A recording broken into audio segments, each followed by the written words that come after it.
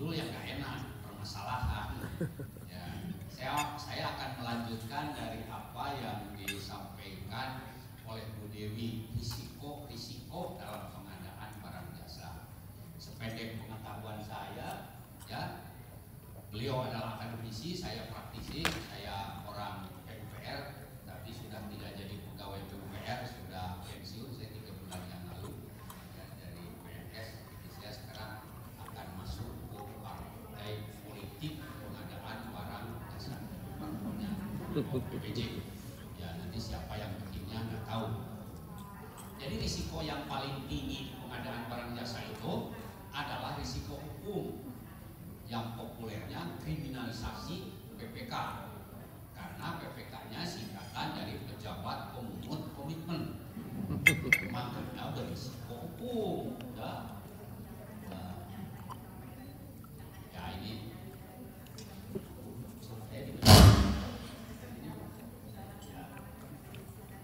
tadi sudahlah, nggak usah terlalu panjang ceritakannya. Nah itu apa itu masalah lah, pokoknya urusan ruwet.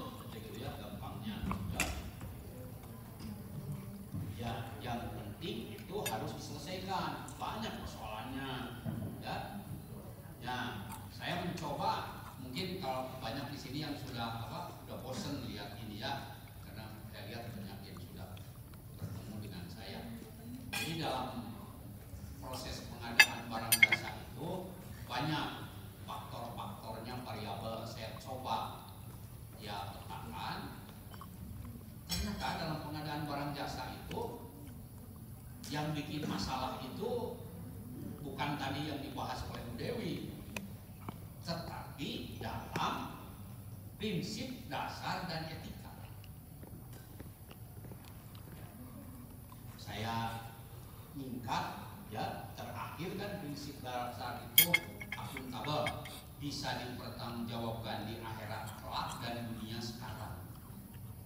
Caranya gimana? Harus amanah. Amanah itu saya singkat dari tidak menerima, menjanjikan ya, apapun juga dari siapapun juga kepada siapapun yang patut diduga baik langsung maupun tidak langsung ada hubungannya dengan pengadaan barang jasa. Ternyata saya bikin model ini, itulah yang menjadi leverage pengungkit. Terus saya sering berdiskusi juga dengan Pak Deputi, satu ideologi operasionalnya dari amanah dalam pengadaan barang jasa itu cukup 3, supaya tadi tidak terkena risiko hukum, yaitu jangan maaf, jangan fiktif, jangan ada yang masuk ke kantong yang bukan hak. Siap nggak Bapak Ibu? Siap. Selesai diskusinya dengan saya. Enteng kan? Tidak maaf, tidak fiktif, tidak ada yang masuk ke kantong, hanya itu. Bapak Ibu mau belajar pengadaan baru sampai level 4 ya, belum sampai level 5 baru disusun ya. Mau PPK A sama mau B, kalau ya 3 itu dilanggar, siap-siap aja. Suka miskin. Jangan maaf, jangan fiktif, jangan menerima yang bukan hak. Jangan menerima bukan hak itu bukan pihak satu saja, yang masuk ke pihak 2 juga. Kalau kita tahu kita kena pasal pembiaran.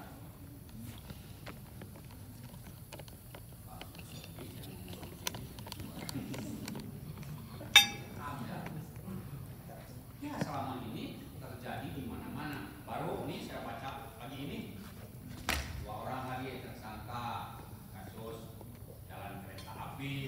Itu baru saya baca, baru ada yang kirim. Tiap hari ada sosialisasi pengadaan barang jasa seperti ini. Tiap hari ditangkapi orang oleh KPK kasus barang jasa. Jadi kita ini mau mana? Nah, jadi sudah tadi saya jelaskan masalahnya. Sekarang resep untuk menyelesaikan masalah saya kasih yang sederhana lagi.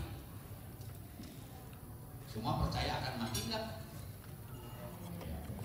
Yang tidak percaya aja bisa matinya duluan, mending percaya kan?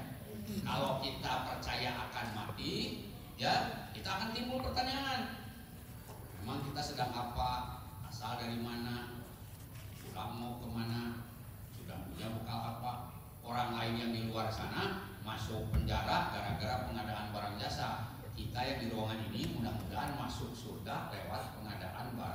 jasa. Amin.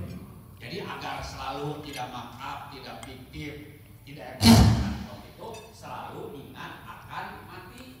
Selesai sudah saya bahas dari dunia sampai mati, saya bahas apa lagi ya? Tadi kalau beliau menyampaikan, silakan Pak, Bu berpendapat apa pengadaan barang jasa itu tidak ada yang salah, ya? Karena seni, kalau saya sebaliknya, hati-hati, semuanya bisa salah. Ya. Dan apa yang disebut kriminalisasi itu, tadi mana saya duduk tempat jatuh, ya. Maju ya. Ya. Yang kenapa selalu saya sebut salah? Ini nih. Di dalam Perpres itu salah satu tugas PPK itu adalah mengendalikan kontrak. Pernah baca kan? Dan itu yang selalu ditanyakan oleh saudara-saudara kita tadi yang disebut di Soekarno-Hatta atau di apa? Ya Rio. Bagaimana menurut pendapat saudara tentang pengendalian kontrak yang menjadi tugas PPK? Nah, saya ikut kayaknya beliau. Siapa yang mau berpendapat? Silakan. Apa sih yang disebut pengendalian kontrak? Kalau beliau karena berlaku akademisi, bebas saja mau didefinisikan apa-apa. Tapi untuk pengadaan barang jasa jangan bebas. Kalau tidak yang saya katakan salah. Kalau beliau tadi kan silakan, ya secara akademisi oke. Tapi di tatanan praktisi, apalagi menghadapi APH, jangan kemana-mana, ya mendefinisikan pengendalian kontrak jangan kemana-mana. Tadi kan ditanya bagaimana kontrak yang baik, jawabannya semua benar. Kalau menurut saya semua salah. Karena kontrak disebut berhasil itu ditulis di Perpres, ada hukum positifnya. Maaf, saya bukan orang hukum, ini salah mengundangnya Bu. Ini yang hukum gitu aja. Dan materinya juga terbalik harusnya ibunya. Ya saya sedikit tidak apa-apa lah, kita biasa bolak-balik ya. Apa ya? Bagaimana? Coba mau diperbaiki? Enggak, semua tadi yang dijawab itu salah menurut saya. Coba ada yang berani menyebut yang benar.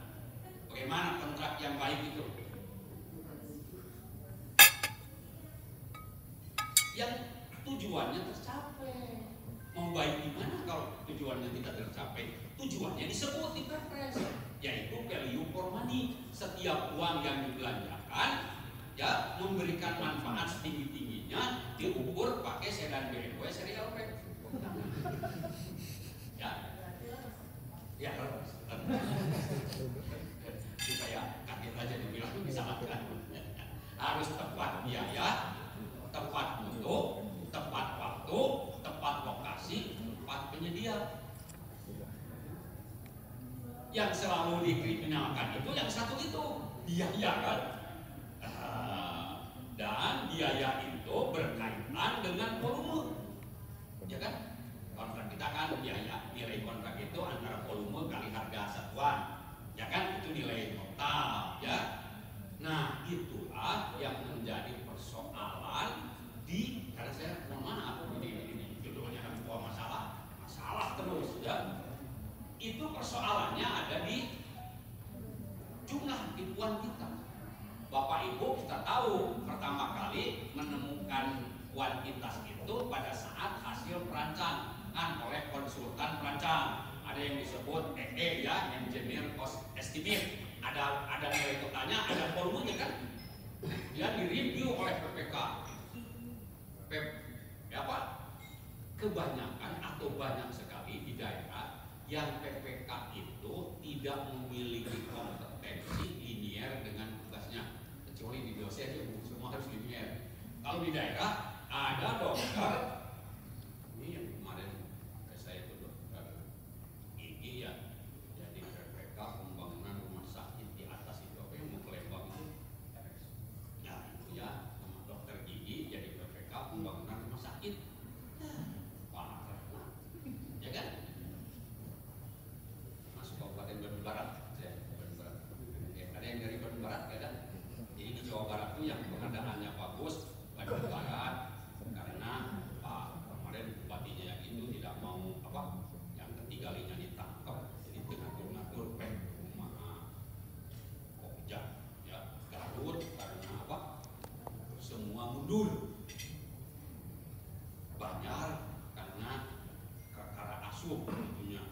triliun itu kan.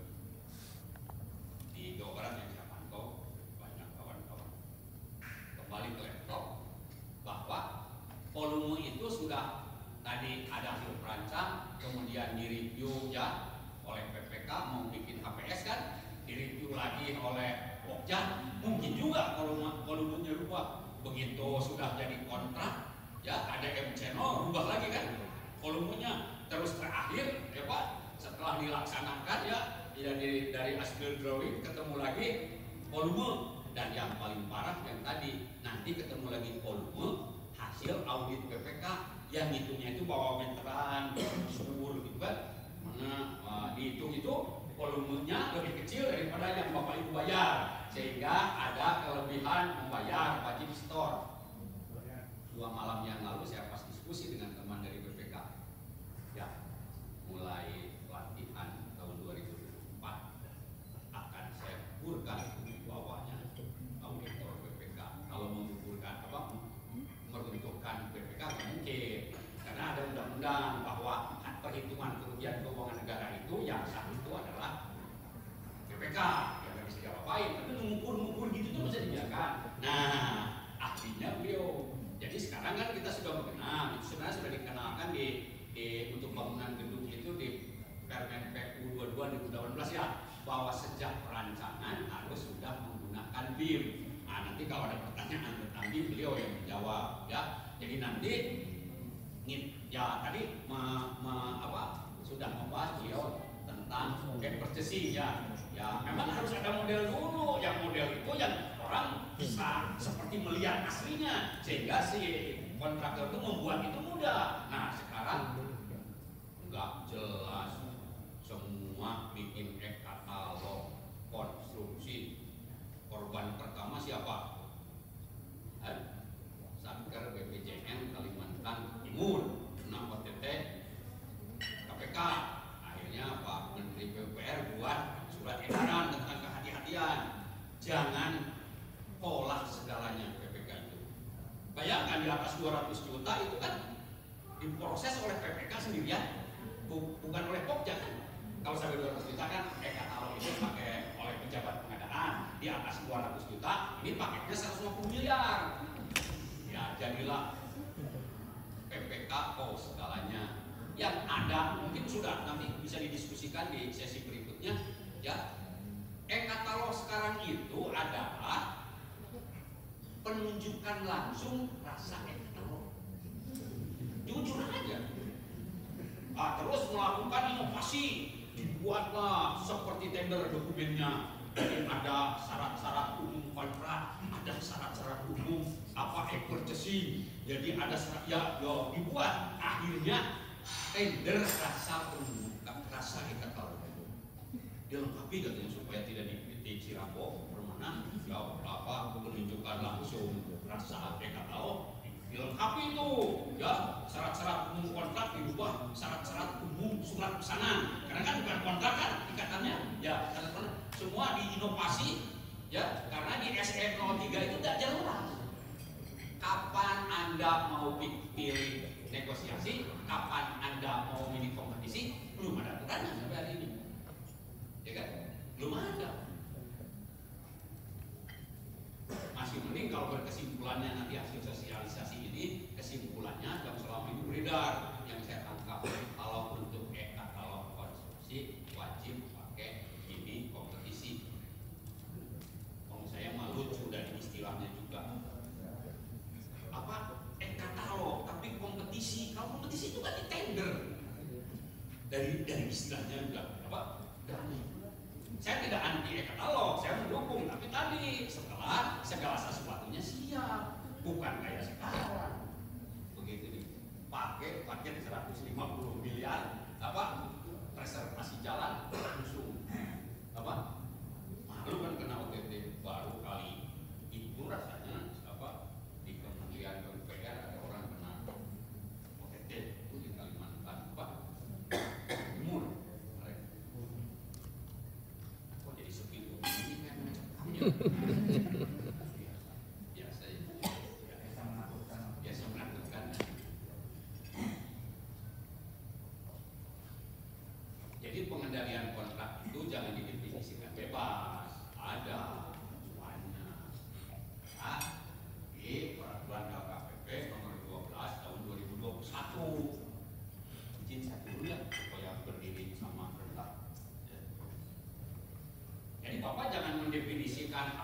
pengendalian kontrak itu bebas, jangan, ya harus pakai, karena kan ada hukum positifnya kita melakukan proses pengadaan barang jasa itu, ya Perpres 16 2018 dan perubahannya tambah dengan peraturan LKPP pakai di sini, ya yang intinya pengendalian kontrak itu adalah pengawasan. Yang utamanya tadi sudah disinggung, jangan sampai terjadi perselisihan kontrak. Gak berhasil di PPK kalau sampai tadi ke pengadilan kemana, terus dijaga lewat pengendalian. Nah, untuk pekerjaan konstruksi, ya aturannya bukan hanya ada di Perpres, tetapi sudah ada, kalau kata Bang Luhut itu ada les spesialis, yaitu Undang-Undang Jasa Konstruksi yang kedudukannya lebih kuat dibanding Perpres. Tapi kalau pengadaan barang, ya jasa lainnya tidak diatur, belum punya undang-undang sendiri. Tapi kalau untuk pekerjaan konstruksi yang banyak bermasalah itu kan pekerjaan konstruksi yang ada OTT apa itu jalan apa beli laptop karena OTT, nah, justru beli jembatan, beli jalan, ya. Jadi jangan pakai. Kemudian ya kita turunkan ke bawah definisi pengawasan pelaksanaan pekerjaan itu ada di syarat-syarat umum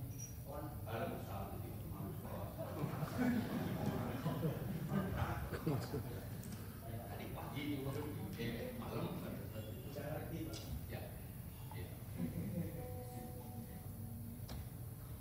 Saya kemarin ngajar PPK di UB, mereka kan sudah belajar online, sudah ada modulnya, ya. Minta jujur, Bapak Ibu siapa yang sudah membaca modul pelatihan itu 30 peserta? Ditanya jujur, satu pun tidak. Karena apa? Baru-baru membaca, baru lihatnya demikian pun Bapak dan Ibu harus baca Permen 12 2021 yang tebalnya 5.327 halaman. Padahal ini ada kan tapi kayak baru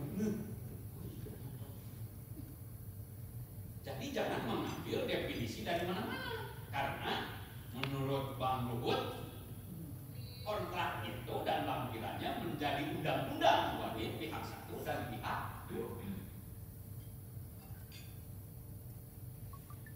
Nah, harus saya bacakan kan? Insya Allah di sini tidak ada yang ditanggung, bisa baca sendiri ya. Kelintas untuk baca kalau sobat-sobat lama. Nah, ini walaupun Bapak Ibu sudah kenal, rasanya belum paham. Jadi aturan pengadaan barang jasa itu untuk para PPK cukup ini yang apa? Bisa banyak-banyak. Tadi supaya amanah kan 3, jangan maaf, jangan fiktif, jangan ada yang masuk ke kantong yang bukan hak. Bapak Ibu, saya ini kan bukan mantan ustaz, mantan Impro, ya, di Direktorat Jenderal Berdaya Air KPU kan, Pak Menteri waktu itu masih jadi Dirjen Sumber Daya Air. Nah ini yang perlu apa? Ya, kenapa harus takut dengan kriminalisasi PPK? Jelas kan? Yang bertanggung jawab atas pelaksanaan kontrak, kualitas barang, ketepatan perhitungan jumlah, ketepatan tempat penyerahan adalah penyedia. Ya kan? Penyedia itu minimal ada 3, ada konsultan perancang, ada kontraktor pelaksana, ada konsultan pengawas atau MK. Itu yang bertanggung jawab, bukan PPK. Jadi ini mah hafal baik-baik. Kan Bapak dan Ibu kadang baru terima NIPA aja sudah ada yang nelfon, sekarang BPA-nya setia aja, sudah silakan aja bersikap gitu ya. Cuma telepon begitu. Dasar ASN kurangan karena menerima telepon gitu bagus tubuh mana kalian mana bidul mana macam. Ya terus besok itu ada nerima surat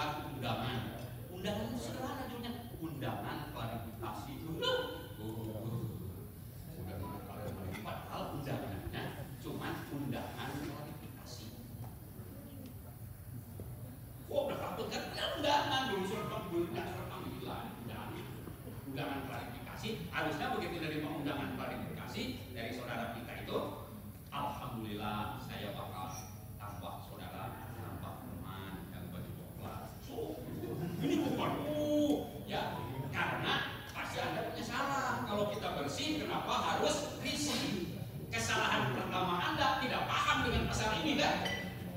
Itu kesalahan minimal ini kesalahannya. Kalau ada panah tenang aja. Saya kan bukan penyedia, saya kan PPK beneran tadi bukan pejabat pemungut komitmen ya. Paling dari sini pejabat penikmat komitmen.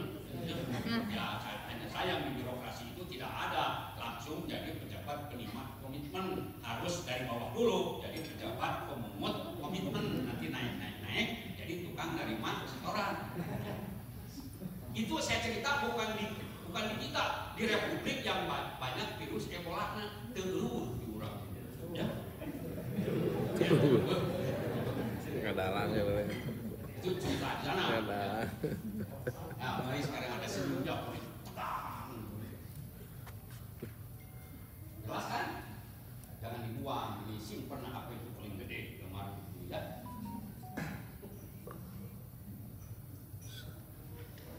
Ditambah dengan ini. Kenapa bunyinya baru surat undangan? Karena tahu yang baju coklat itu ini. Kalau ada dumas kepada APH, maka harus diupahkan kepada APIP. Di sini ada Pak APIP. Syukur itu tukang upahan. APIP baru APIP melakukan pemeriksaan, dilaporkan kepada bos, bupati, wali kota, gubernur, menteri. Kalau memang ya menurut bupati, wali gubernur itu ini nggak ada apa-apa, cuma ada kelebihan membayar suruh balikan, ya. Jangan apa-apa penjara hubungan negara. Ya kalau dapat itu ya ada kelebihan pembayaran, ada pekerjaan kurang baik perbaiki, ya. Baru kalau ada pidananya disampaikan kepada APH. Makanya APH-nya pinter, tidak manggil, tapi klarifikasi. Cuma dasar orangan tidak kompeten, terus ngadege, jadi ATM berjalan. Ingat bukan yang di sini, Bung Sono. Jadi orang jauh.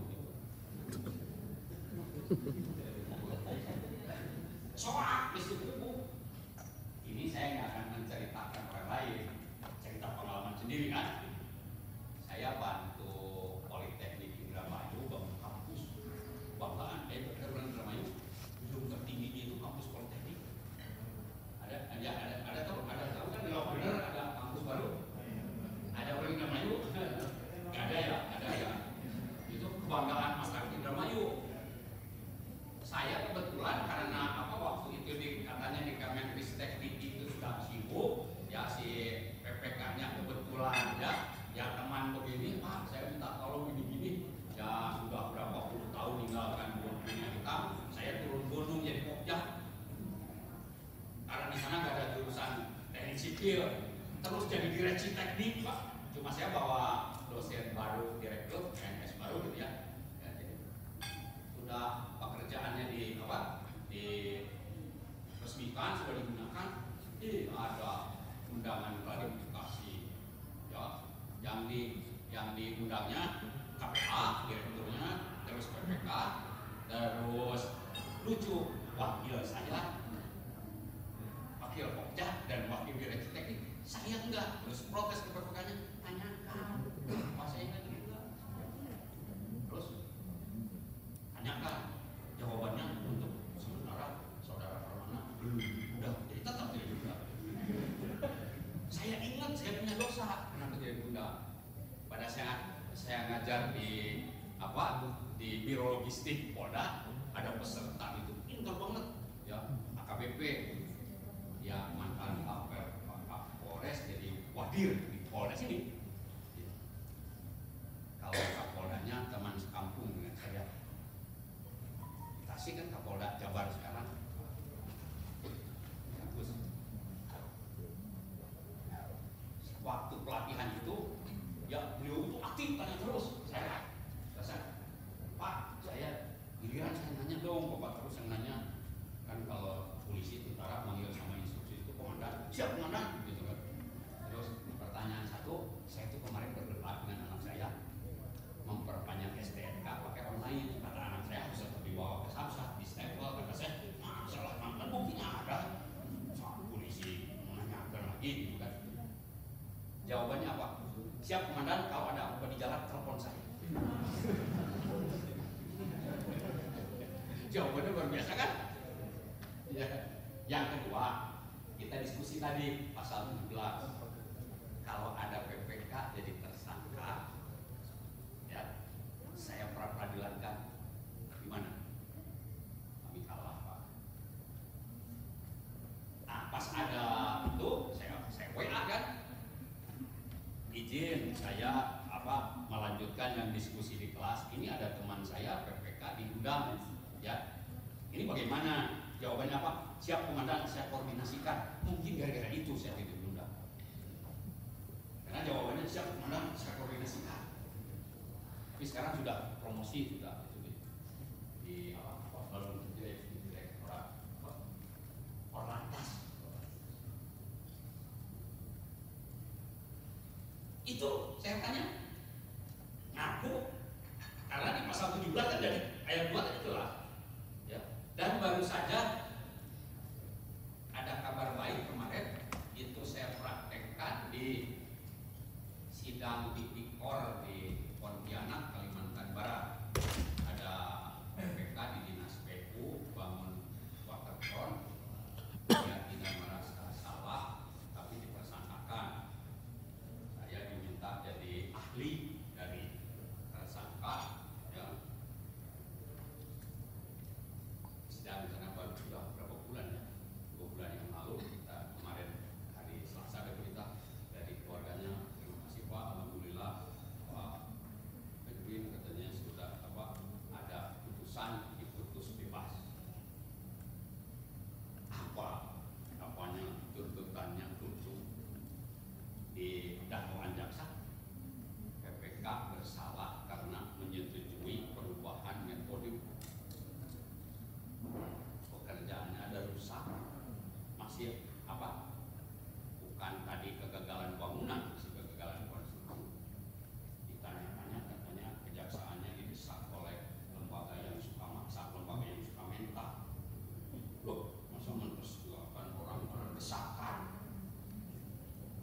Saya pakai ini.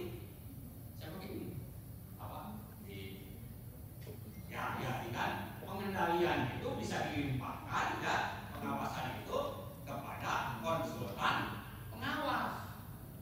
Kan tadi, ya, yang penyedia itu ada 3, ada konsultan perancang, kontraktor pelaksana, konsultan pengawas. Jadi dalam rangka pengendalian dan pengawasan, apalagi sudah kita memang berkontrak, ada konsultan pengawas, ya bukan bebas, tapi si konsultan pengawas itu melakukan pengawasan secara independen sesuai dengan kontrak, ya, yang mana tugasnya, yang mana tugasnya. Ini ternyata filenya bukan yang terbaru, saya kirim. Ada yang terbaru. Cuma bagiannya Dewi. Ya. Nah, ini kenapa tadi saya sudah cerita dari mana saya bahwa yang paling menentukan di dalam pengendalian kontrak itu ini kuantitas. Jadi hati-hati, dari jumlah itu akan menghasilkan uang dan itu menjadi dasar pembayaran. Makanya nanti kalau setelah model yang dibuat Dewi selesai, silahkan aman lah, karena sudah jelas semuanya. Dari perencanaan sudah pakai minimal kubikos ya Bu, atau cerita di sini bisa nyambung Bu, bahasa ildio, kubikos, auto rapid des, rapid itu, ya itu ada 3 dimensi sampai 5. Itu volume lain kurang di meteran itu bukan, sudah dituit jadi. Nah itu nanti baru kalau mau katalog aman, setelah beliau nanti lagi melakukan penelitian Ibu lagi, ya nanti itu mudah-mudahan di share karena beliau di LKPP, ya, nanti kita karena ada perpres tentang transformasi ini IT transformasi digital di bidang pengadaan barang jasa. Besok lusa nonsen kalau pengendalian kontrak tidak pakai BIM, berarti belum ada transformasi digital. Bapak nggak usah mikir susah-susah, itu tulis di kakaknya waktu jadi perancang bahwa konsultan wajib menggunakan BIM. Udah yang buatnya dia, itu malah coba ya. Saya jujur, seluruh mahasiswa bikin itu ya ya dia buat tugas akhirnya ya. Ibu bapak rata-rata hasil penelitian anak-anak ya perhitungan manual dengan apa dengan menggunakan BIM itu selalu ada selisih lebih kecil, jarang yang lebih besar, yang manual kayak yang BIM itu selalu lebih kecil. Jadi besok kalau berantem tadi ya kan gak ada masalah sejak perencanaan sampai dengan apa nanti serah terima kan pakai itu. Kalau ada rubah gambarnya mudah ya Bu, dan nanti disimpan di apa di bak Google titipan semua orang. Ini mah datang auditor, datang pemeriksa, mana data kontraknya? Wah, pergi kemana sudah lama baru datang diserahkan. Jangan, semua data kontrak itu dan semua data itu buat dalam bentuk digital. Jadi kalau ada apa lembaga yang suka maksa, lembaga suka minta atau apa itu minta data, kasih ini alamatnya, boleh buka. Dia baru lihat kita terbuka begitu saja. Kan tadi prinsip dasar itu ada terbuka. Rahasia itu sebentar, kalau tender, kalau sebelum ditetapkan pemenangnya jadi rahasia kan. Kalau sudah diumumkan bukan rahasia.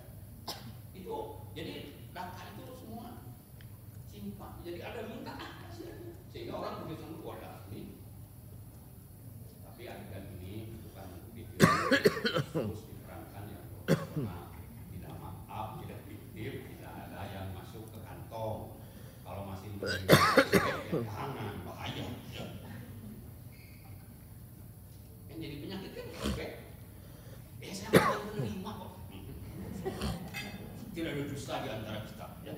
Bahkan sekarang saya kalau lagi duduk di rumah ya ketawa terus habis nonton berita di apa di Metro TV ada penyiarnya Fitri Megantara. Ingat balong itu pamer Megantara bapaknya Fitri. Ingat sampai sudah tua begini. Padahal dulu waktu saya masih rambutnya hitam.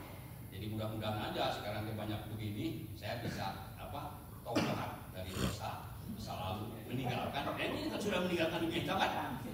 Oh, bisa menutupi dosa waktu rambut hitam.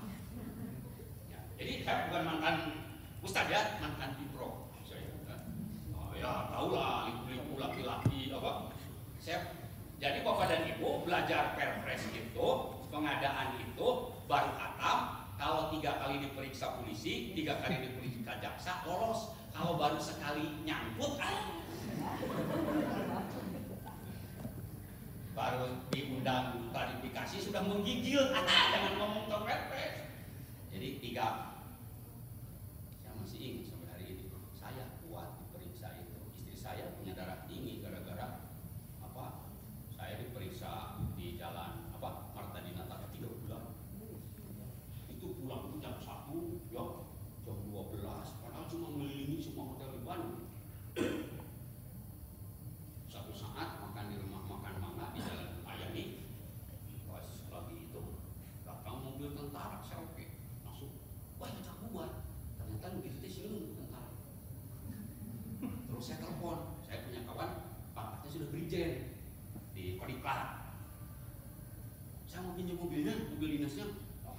Apa katanya bisa cerita, saya diperiksa apa ini mau kan perintah lihat mobil tentara Cherokee kan. Cherokee itu standarnya kolonel, dia brigjen, mobil kamu kan masih di atasnya ini kan gitu. Terus saya lagi pelantikan jadi gubernur Akmil di Magelang waktu itu dia. Ya kalau ada apa-apa tuh apa lapor ke Kapolranya, kemarin teman saya panas gitu ya. Saya nggak ada apa-apa gitu. Saya lupa aja. Ya saya kuat, istri saya sampai hari ini punya darah tinggi. Ya suaminya, makanya dulu tadi jangan maaf, jangan fiktif, jangan ini, ya nanti kita kuat, tapi keluarga ya supaya lurus tadi apa? Ingat akan mati. Mati itu bukan urusan sakit, urusan tua, jatahnya habis, ya kan? Ada itu Pak Wali Kota pas naik mimbar masih muda, ya kan? Ya akhirnya istrinya mau nyalon katanya ya, ya apa-apa. Iya kan? Enggak, masih muda itu Pak Oded itu kan. Terus sama orang kasih, saya teman sama kakaknya. Ya, itu.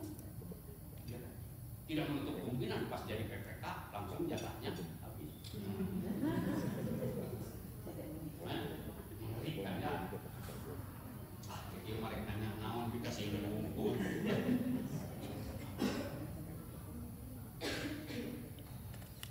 Ini mah selanjutnya mah tadi tadi untuk begini sudah kan ilmunya. Nanti kalau ditanya Bu Dewi ke saya, ya saya tampilkan sedikit ya apa itu makhluk hidup, tapi nanti keahliannya. Oh nanti tuh kalau sudah pakai begini tadi pakai model ya walaupun belum ada wujudnya tapi orang sudah dengan mudah.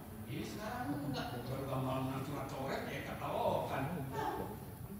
Dalam pekerjaan konstruksi tadi hasil penelitian mana ada yang berubah. Nah, nanti kalau ada misalnya satu mata pembayaran baru belum dipercis, percis dulu. Ya, akhirnya karena ada pertanyaan saya begitu, ada orang inovasi, aja dimasukkan pasal perubahan kontrak. Ya, tapi tadi tender rasa katalog. Terus saya tanya, kenapa nggak pakai tender cepat aja? Lama gimana? 3 hari kan? Iya, tender cepat kan cuma 3 hari. Yang melakukan evaluasinya mesin, yang terendah langsung ditetapkan. Ini pakai judul mini kompetisi, pakai negosiasi. Kalau apa yang versi lama, gurunya ada di belakang. Saya belajar katalog lama itu dari Pak Heldi, ya, tentang katalog yang dulu. Karena yang negosiasinya Pak Heldi bikin kontrak payung, kita tinggal apa? Tinggal ngeklik. Sekarang Pak Heldi itu lempar batu sembunyi tangan, dijuduli apa katalog yang suruh negosiasi pejabat pengadaan atau PPK. Lah pekerjaannya 150 miliar, PPK pola segalanya. Nah, ya ingat kalau ada negosiasi subject to audit karena ada menu-menu. Bahkan kalau di suatu cerita, jadi kalau mau bikin paket si PT Puput Jaya, PT Untung Menurut bedaan, saya mau bikin paket. Kamu klik, loh itu di uploadnya jam 10, jam 12 kurang 2, klik, yang negosiasinya dengan dia kan. Itu saya cerita di Republik yang banyak virus di Bandung itu, ya kan, dasar diliputi nafsu, harganya di atas offline. Nah itulah sudah. Kok gimana ada barang online lebih mahal dari apa? Dari offline. Saya ekstrim 3 hari yang lalu antar istri beli bubur ke Sakura, harganya 200 juta, 2 juta. Aing klik cuma 134.000. Iya, kan ada tepung hijau, apa?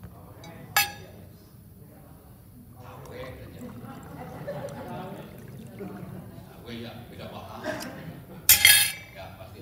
Aing baca komentar kalau yang kemarin dilihat mah katanya nggak pakai yang hangat-hangatnya di sini, itu kan kalau ini mah malah murah, ada itu ditempelkan sudah bisa hanyut, apa terus ada dikasih buah lagi bisa diganti-ganti. Itu mah contoh kasus aja, nggak ngasih contoh saya beli bendungan, bayangkan katalog bikin bendungan sok saya bayang, kan boleh, loh katalog kan sudah kan yang model sekarang kalau pakai begitu boleh, bayangkan bikin bendungan pakai katalog. Kalau masang Yudin saluran ya boleh Pak, apa ya? Jadi bikin bendungan, jangan bendungan, bendung. Karena melintang sungai, risikonya kayak apa? Bangunan melintang sungai pakai katalog kalau mau berani. Bukan takut-takuti, bagus tapi harus tertib. Kembali lagi nanti sudah disiapkan lah. Tapi bendung kalau sudah bikin model sampai apa? Bapak yang gampang aja lah. Sekarang nih tender sekarang. Menurut Perda LKPP 12/2001 untuk usaha kecil dan menengah metode tidak dikompetisikan. Tapi saya lihat gak ada yang mengupload metode. Tapi kok pemborongnya bisa nawar. Saya kasih contoh aja mudah. Bikin saluran lebar 1 meter. Tidak disebut metodenya apakah manual atau menggunakan ekskavator. Tidak disebut. Ya nanti yang pakai ekskavator murah banget, yang pakai tenaga kerja mahal. Harus disebutkan, sudah pernah belum para PPK? Karena dibilang menggunakan metode yang dibuat oleh PPK. Itu yang tadi dituduh itu katanya merubah metode, padahal metodenya aja nggak ada. Kalau dituduh berubah. Kalau mulai sekarang jadi PPK, kalau benar ya di samping daftar kuantitas dan harga, metodenya upload karena ya, tapi nggak salah Bapak Ibu, karena di modul pelatihan yang sudah pernah berlatih tidak ada penjelasan tentang pembuatan metode dan dari spek langsung HPS. Iya. Mudah-mudahan yang modul yang untuk 2024 sudah kita perbaiki ya Bu, metode sudah masuk karena lagi lagi review modul yang ada beredar sekarang. Ya, jadi metode itu hal yang penting dan itu bisa menjadi masalah kalau tidak ada. Karena banyak yang selalu membawa kesalahan administrasi ya menimbulkan kerugian keuangan negara dibawa jadi pidana. Itu kita harus hati. Jadi dalam pengadaan itu salah prosedur sedikit juga hindari. Semua prosedur ikuti, jangan ada yang kurang. Karena ada orang yang selalu hobi ada sedikit celah administrasi yang yang kurang yang memang lalu dari situ gitu.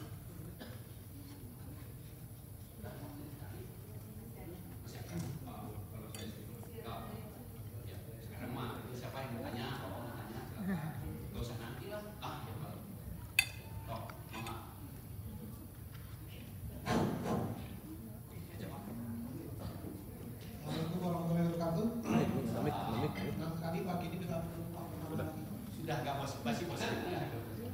Nggak bosan. Ya memang apa yang disampaikan Pak tadi sudah teruji Pak. Saya 2004 menjadi BPK, akhir 2022 dan pertemuan inspektorat untuk BPK 0. Ya. Karena saya diajari Pak Permana. Pertama Pak, tadi saya garis bawahi bahwa tujuan pengadaan itu ya memang betul Pak waktu, Pak mutu. Tapi yang sekarang ini saya tanya tempat penyedia. Apakah tempat penyedia ini adanya di PPK juga? Ya. Kemudian yang kedua, termasuk ke Bu Dewi mungkin ya. Apa yang sampai Bu Dewi tadi sangat luar biasa. Tapi mungkin lebih ke dasar lagi. Saya perhatikan PPK sekarang, jangankan menyusun dokumen kontrak membaca pun tidak. Begitu ada masalah baru dibaca. Nah ini Ciri khas PNS nama orang belum. Membuktikannya gampang. Dalam dokumen kontrak itu banyak yang berupa pilihan. Misalnya nih, denda apakah ditentukan berdasarkan nilai total kontrak atau sisa pekerjaan yang belum berfungsi. Ini masih ditulis dua-duanya. Begitu masalah denda mau diberlakukan bingung. Dendanya pakai apa? Kemudian kalau dendanya hanya berdasarkan sisa yang belum berfungsi, ada ikutannya.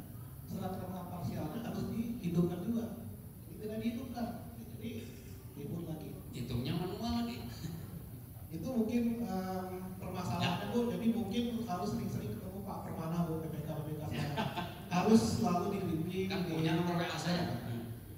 Kemudian terkait katalog tadi betul sekali disampaikan oleh Pak Permana, Bu Dewi, bahwa memang katalog ini kan perlu awalnya untuk barang.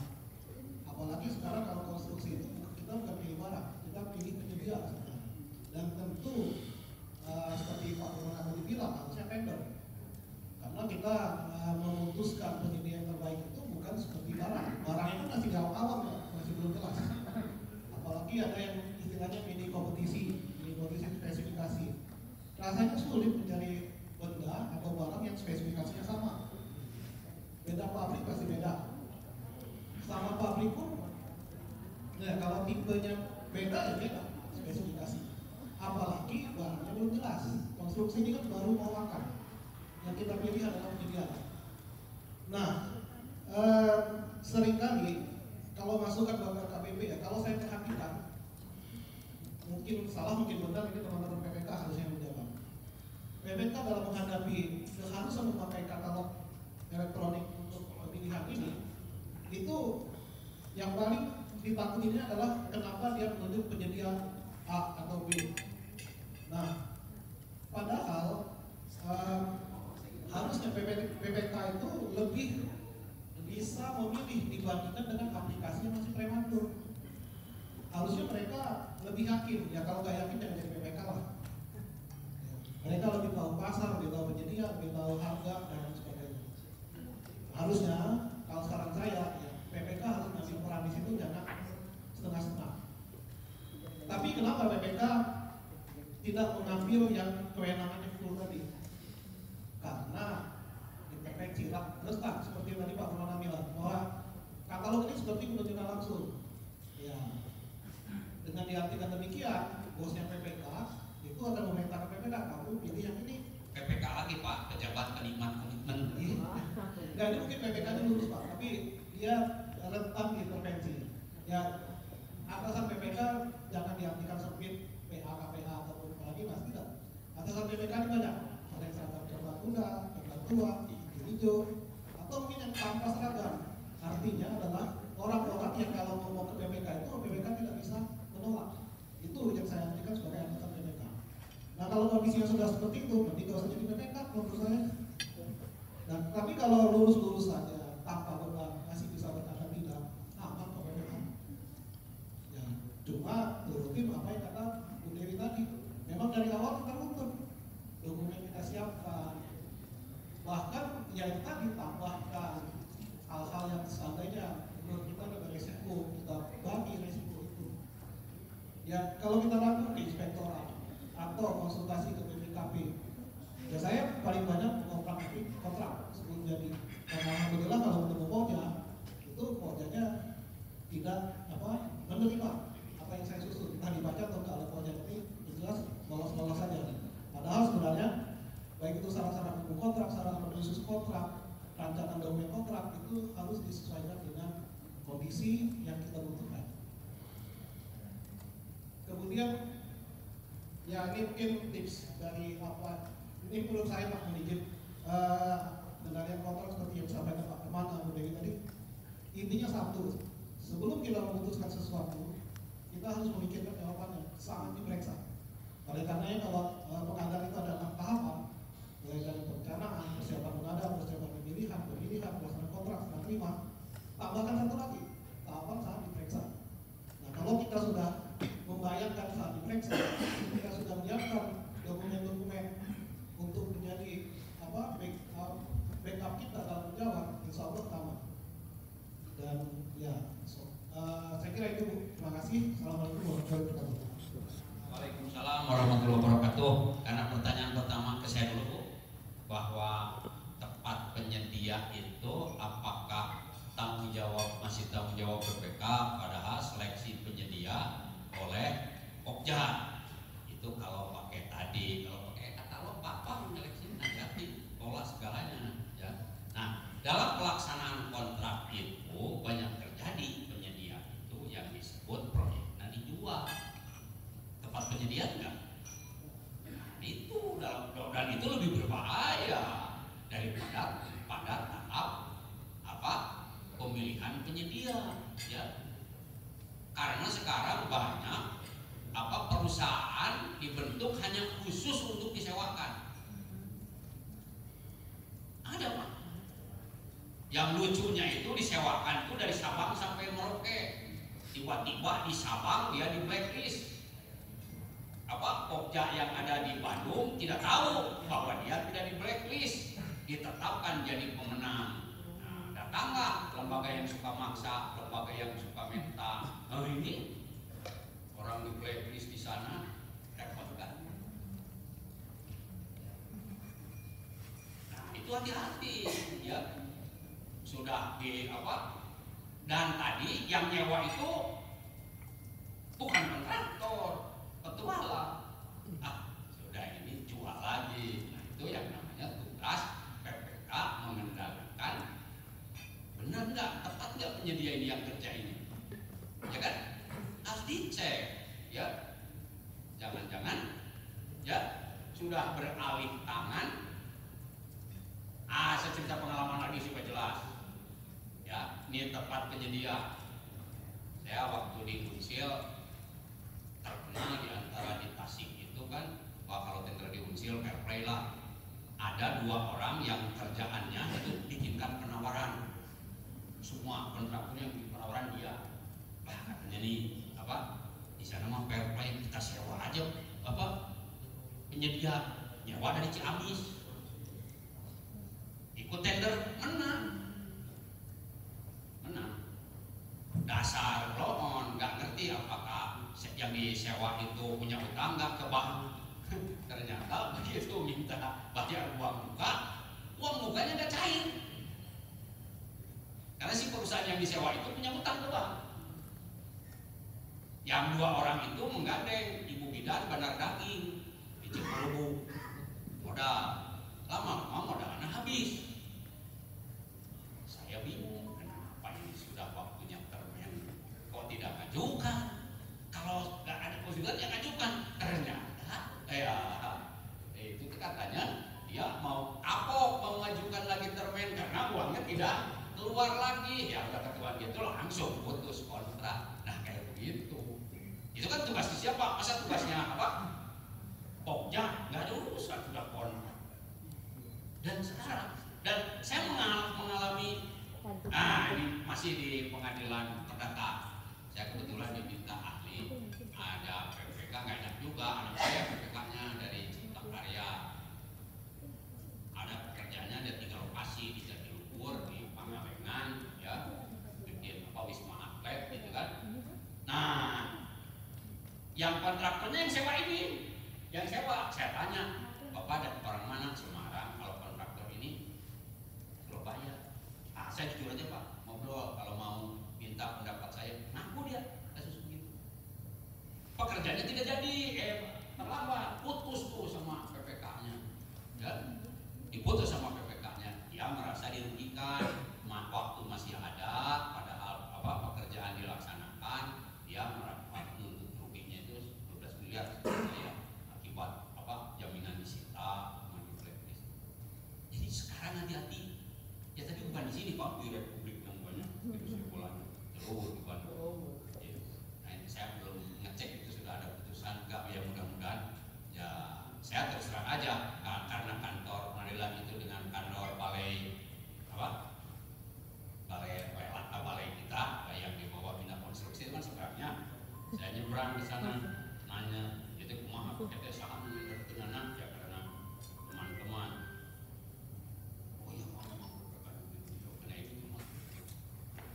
Jadi banyak sekarang ya, apalagi mau 17 Agustus sewa bendera marak di mana-mana supaya itu jawaban tentang tempat penyedia itu apakah masih menjadi domainnya PPK atau Pokja. Ada di situ yang harus diawasi. Kira-kira begitu Pak. Ya saya doakanlah jangan ketemu dengan yang begitu ribet. Mengaku. Ya terima kasih Pak pertanyaannya. Tapi kalau saya jadi BPK mantan ya sama saya BPK sekitar 10 tahun BPK. Karena BPK yang membuat dokumen pemilihan. Kenapa BPK bertanggung jawab terhadap pemilihan? Karena yang membuat dokumen pemilihan adalah BPK. Jadi syarat pemilih itu ada di BPK. Bagaimana caranya BPK tidak bisa meyakinkan yang akan dipilih oleh Pokja bukan tadi rekanan penjamin. 1 rekanan punya 5 bendera. Kalau kita punya 2 rekanan, jadi ada 10 penawar. Tapi sebenarnya cuma 2 rekanan saja. Bagaimana PMPK memastikan bahwa 10-10-nya itu memang benar-benar berkompetisi, bukan hanya 2 dari 10 itu. Itu bisa dikendalikan oleh PPK dalam dokumen pemilihan. Bisa Pak. Kami dulu juga begitu sama. 2 tahun pertama saya jadi PPK, jadi tergugat. Kerjaan saya jadi tergugat di pengadilan PT UN. 2 tahun pertama baru menunggu jadi PPK, belum pengalaman jadi PPK. Oh begini gitu ya. Tapi saya meyakini bahwa kita harus menyusun dokumen pemilihan yang tidak ada resiko akan mendapat penyedia-penyedia yang buruk. Dan itu bisa kita kendalikan di dokumen pemilihan yang dibuat oleh PPK. Meskipun yang memilih Pokja, tapi yang membuat dokumen pemilihan PPK yang menetapkan, karena PPK bisa menolak usulan Pokja. Jadi ada 2 tanggung jawabnya. Pertama waktu menyusun kriteria pemilihnya, yang kedua waktu memastikan bahwa apakah sesuai dengan kriteria kita yang kita sudah susun kriterianya. Kalau tidak ya kita bisa menolak sebagai PPK. Jadi tanggung jawab siapa? Penyedia, tempat penyedia itu ya, ada bagian PPK, bahkan sangat besar bagian PPK dalam tempat penyedia. Meskipun Sudah pemilihannya dilakukan oleh panitia. Itu menambah jawaban pertama dari pertanyaan yang tadi. Karena oh ya sudah kalau gitu katanya, kalau gitu kalau mereka bisa bergabung 5 rekanan dapat poin tambahan gitu. Daripada mereka jadi rekanan kecil-kecil yang mereka ngebit 5 kecapean gitu. Kasih aja poin tambahan untuk yang KSO kalau mereka menjadi KD-nya lebih besar.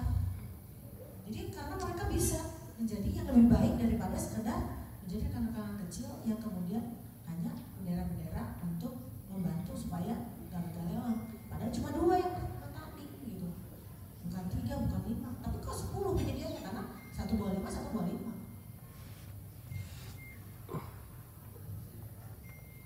Kemudian yang kedua, pertanyaan yang kedua, dengan menjawab pertanyaan kedua tadi ditanyakan, ya PPK itu nggak baca, bahkan masih yang ada garis miring suruh dipilih aja nggak ada yang dipilih, atau saja di dalam kontraknya nggak ada yang dipilih. Jadi kontrak itu sama sekali nggak jelas, mengikatnya tidak jelas. Hubungan kedua belah pihak itu ikatannya tidak jelas. Apakah denda berdasarkan nilai kontrak, apakah berdasarkan sisa hasil pekerjaan, apakah bisa diterima parsial ataukah seluruh bagian, ataukah semuanya garis miring. Tapi kita nggak pernah menentukan garis miringnya. Bahkan kita tidak menentukan apakah proses uji itu adalah bagian dari kontrak ataukah proses uji di luar bagian kontrak. Itu bahkan tidak menentukan gitu. Jadi dari seluruh kriteria di dalam kontrak, mungkin kita hanya menentukan 1 atau 2 klausal saja, sehingga kontrak kita menjadi lemah. Sebenarnya kalau tidak ada masalah tidak apa-apa. Kalau proyeknya itu sederhana, tidak ada risiko, mudah dibuatnya. Tapi kalau proyeknya strategis, biarpun kecil tapi volumenya besar, atau biarpun volumenya sedikit tapi kompleksitasnya tinggi, gitu. Apabila terjadi hal-hal yang tidak diinginkan, PPK tidak bisa mengambil. Saya punya pengalaman pakai konstruksi 250 terlambat. Nah yang jadi masalah, MK-nya bilang kalau dihitung dari begini dendanya 16 miliar, kalau dihitung begini dendanya 6 miliar. Coba ada MK memberikan rekomendasi kepada PPK 2 jenis denda, tapi nggak kira-kira itu denda 16 miliar aja kena miliar gitu ya, atau kena miliar denda yang kena 16 miliar mah PPK stres kan. Terus PPK bilang berdasarkan rekomendasi dari MK kirim suratlah kepada kontraktor 16 atau 6 dia letak PPK-nya. Terus kontraktornya bilang berdasarkan penilaian kami harusnya 0. Nah, PPK bilang gimana nih 16, 6 atau 0? Dan akhirnya PPK datang ke PPK datang ke PA-KPA, PPK datang ke siapa lagi, pokoknya LKPP lah pasti lah ya, nggak mungkin LKPP kelewat, ke 16 yang tetap mah nggak ada solusi, semuanya sama atau udah tahu gitu. Ya karena apa? Dokumennya itu tadi memungkinkan terjadinya multi interpretasi karena tidak ada keputusan.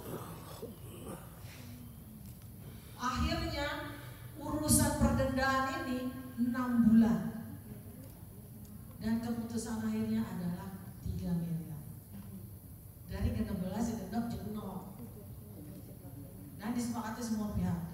BPK-nya tahu, KPP membantu, kontraktor akhirnya jujur, wah mau apa juga Pak Ujut lah. Karena tadi yang disampaikan atau dan atau itu tidak terlalu clear gitu. Parsial, tidak parsial menerima tidak terlalu clear. Jadi Pak, pengalaman itu luar biasa. Bukan suatu hal yang tidak mungkin terjadi. PPK mengalami permasalahan akibat kontraknya tidak serius disusun oleh PPK. Apalagi kalau berjadikan di strategis dan strategis. Ya tadi memang alat bantu seperti tools ya, BIM, building information modeling ya untuk konstruksi juga sangat bantu. Kami uji coba kontraktor, kami bantu pakai BIM. Dia bilang, Bu, baru pertama kami pesan semen 98% tepat. Ready mix, gedung rumah susun. Baru pertama kali, Bu, belum pernah kami ini bisa tepat 98%, tidak ada sisa untuk pemesanan semen, baik dari waktu pemesanan maupun dari volume pemesanan. Jadi memang sekarang era teknologi ini membuat kita lihat dimensi 1, dimensi 2, BIM-nya ada 7 dimensi dan seterusnya. Itu memang pelan-pelan kita banyak hal yang kalau ya namanya juga gedung sebesar itu, kalau semua dihitung secara manual tingkat errornya semakin tinggi.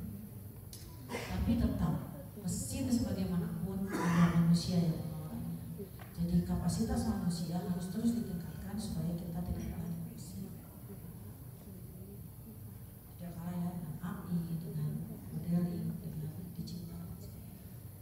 Jadi begitu Pak Barangka, jadi betul sekali. Jadi sebenarnya tadi bukan bertanya, lebih ke membantu saya dan Pak Permana lebih mengingatkan lagi kepada semua kita, saya dan Permana dan juga kita semua di sini untuk bisa atas begitu barangkali Pak moderator. Iya, dengan diawali bukan pertanyaan tadi yang biar, tapi lebih ke diskusi dari Pak Iskandar. Kita masuk ke sesi diskusi dan tanya jawab. Untuk sesi pertama mungkin dijawab diberikan 3 penanya terlebih dahulu. Dipersilahkan. Ini yang mana dulu nih?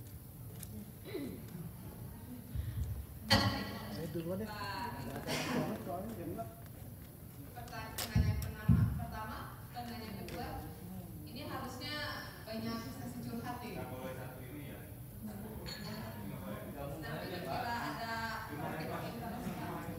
mungkin di sebelah kanan dulu, mungkin ada yang ingin bertanya. Ini harusnya atau di panitia online, apakah menerima pertanyaan dari online? Online. Via chatting atau ada aplikasi? Oh, langsung bertanya. Mungkin mohon diinformasikan saja oleh panitia penanya online. Oke, tidak ada lagi selain baik 2 dan 3. Pertama pertanyaan pertama silakan Bapak siapa?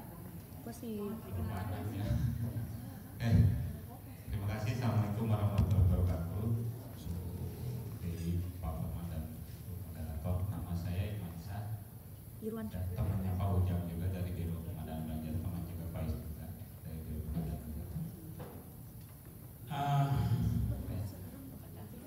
Tadinya saya berharap melihat ini ada kontak dan kita bicarakan kontrak, kemudian juga di pelakon kontrak. Tadinya berharap bahwa ada strategi teknis yang sifatnya memitigasi risiko dari perencanaan yang kontrak.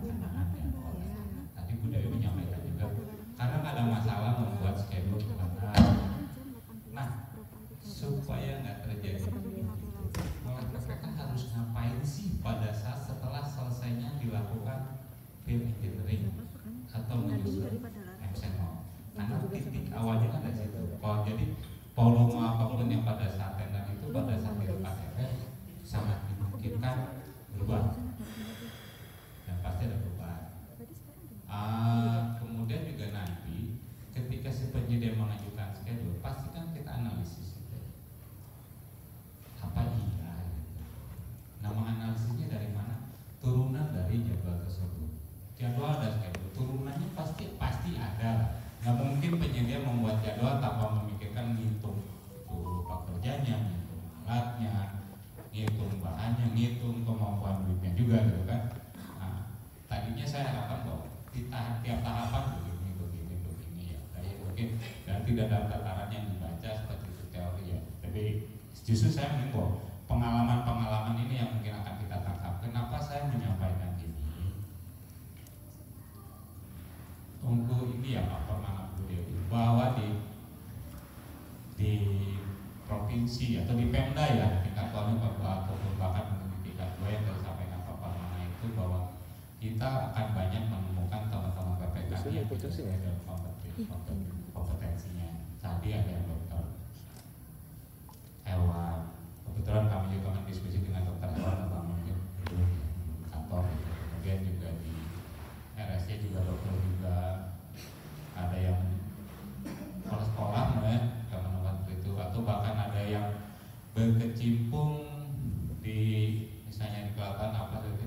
Jadi kadang-kadang ada yang menanyakan tuh, Pak Iman ini mau PHO harus ngapain nih? Bayang nggak yang PPK yang ada pekerja udah selesai nih konstruksi ini mau PHO satu mesti ngapain ya, PHO tuh ngapain ya? Nggak kebayang nih kalau jadi tidak dalam konteks yang homogen di konstruksi semua itu, jadinya bahwa yang kita hadapi itu banyak dinamika, jadi dari itu belum apa sih harus seperti ini, nah itu ya mungkin nanti dalam seri bisa ditambahkan. Kemudian tadi yang cerita kita bisa menilai performa, ingin sih kita juga bahwa kita sudah ada dan sudah tahu di Jawa Barat bukannya ada 5 yang bagus, inginnya sih ke situ gitu, bisa nggak sih ke situ kita mengarahnya. Sayangnya tata aturan di kita kan memang ya tidak seperti itu. Bahkan ada kebetulan yang pertama ini adalah ada kotak tol bagus nih, ditendakan lagi, dapat lagi sih karena membangun itu bagus tapi tetap akan jadi celah gitu, diatur gitu namanya. Jadi nggak tahu itu masalah di kita ya yang kita hadapi, bahwa ada penjelasan. Kemudian tadi contoh tadi yang terkait dengan penyedia yang tidak tepat di perubahan itu diatur boleh merubah ya terkait dan format. Ada salah satu di administrasi itu merubah para pihak yang berkontrak dan mengganti rekening. Saya mikir ya KPW ngapain mesti mikirin ganti rekening? Itu celah buat apa sih, kudir buat direktur kayak gitu dijual. Ngapain sih mesti ada kalau udah aja para pihak bahwa direkturnya diganti, PPK juga dimutasi. Terus ngapain mesti ada dan mengganti rekening? Itu nyari celah itu. Yang tadi Pak Parmana aja dijual. Loh, bisa kok ganti, makanya kalau Pak ini mau ganti nggak usah diizinkan, mending putus kerjaan. Nah, itu harapan kami bahwa ada klub seperti itu yang kita hadapin gitu ya. Yang Pak tadi juga, ini dokter juga, konstruksi juga ya, bingung juga Pak dia. Nah ini jadi di Pemda paling tinggal sangat homogen ya, sangat heterogen gitu, dengan basic atau disiplin ilmu yang berbeda-beda. Jadi begitu dapat kontak, dapat SKM. Jadi PPK konstruksi bukan kayak dari dulu tahu ini apaan gitu kan, sudah ini ngerti juga enggak gitu. Itu aja mungkin jadi kalau dibolehkan bahwa boleh tadi terkait dengan rekening, boleh nggak kita sebagai PPK itu di salah satu susun mencantumkan tidak diperbolehkan mengganti rekening. Kalau ganti itu tapi khusus ganti kita cari enggak. Sama kayak kalau kita bisa mengganti kompensasi, boleh kan? Boleh. Kompensasi yang diberikan hanya waktu, tidak berbentuk uang. Mau dari mana bayarnya kan? Nah ini juga kalau seperti itu maka saya juga penggantian itu cek di perubahan itu Pak di salah satu kotak, masukin ke salah satu kontraknya. Ini saran aja terkait klausul ganti rekening coret nggak berlakukan. Itu aja mungkin. Terima kasih. Assalamualaikum warahmatullahi wabarakatuh. Assalamualaikum warahmatullahi wabarakatuh.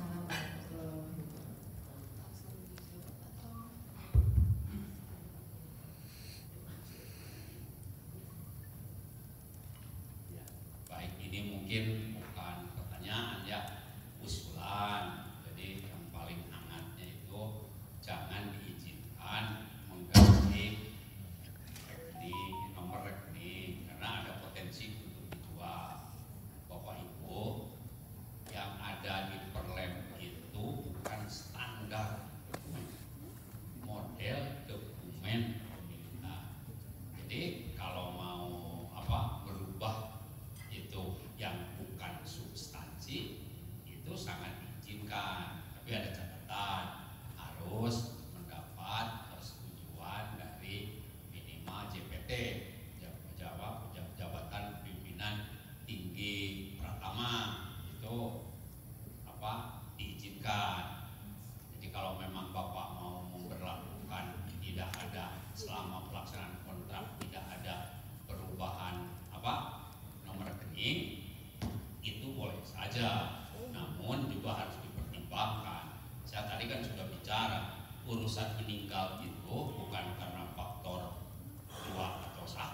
yang muda juga bisa. Gimana kalau Pak Direktur, Ibu Direktur itu dalam masa pelaksanaan kontrak ada terjadi seperti itu, masa tidak boleh ya merubah nomor rekening? Kan mungkin direkturnya saja diganti kan? Iya Pak, rekening perusahaannya kan harus ada tanda tangan. Iya, hanya itunya saja yang berubah ganti direktur rekeningnya kan bisa tidak berubah Pak. Nomor rekening maksudnya. Ya nomor rekeningnya tidak berubah, tapi yang menguasainya kan jadi berubah. Oh itu bisa Pak. Tapi Ya. apa yang memakan itu menjawab gitu. Ya boleh, berarti di dalam syarat-syarat umum kontrak jelaskan seperti Bapak sebut, perubahan nomor rekening dimungkinkan apabila kondisi seperti ini. Jadi jangan dihapus, dilarang total, kan pakai kecuali. Betul, Pak. Rekening perusahaan itu kalau direkturnya meninggal tidak apa rubah rekening kan tidak Pak, rekening perusahaan Pak. Ya tapi yang tanda tangannya rubah kan? Betul, tapi nomornya kan rubah Pak. Iya. Ya bisa, itu sih bisa berubah, bisa tidak. Ya kan? Bisa berubah, bisa tidak. Ya mungkin orang yang punyanya kan bisa merasa ribet. Ya, saya juga punya nanti otoritas untuk itu gitu kan. Menurut saya justru malah itu bukan yang substansi, makanya boleh dirubah. Ya, misalnya pasal tentang penggantian nomor rekening tidak diberlakukan, oke, nggak ada masalah.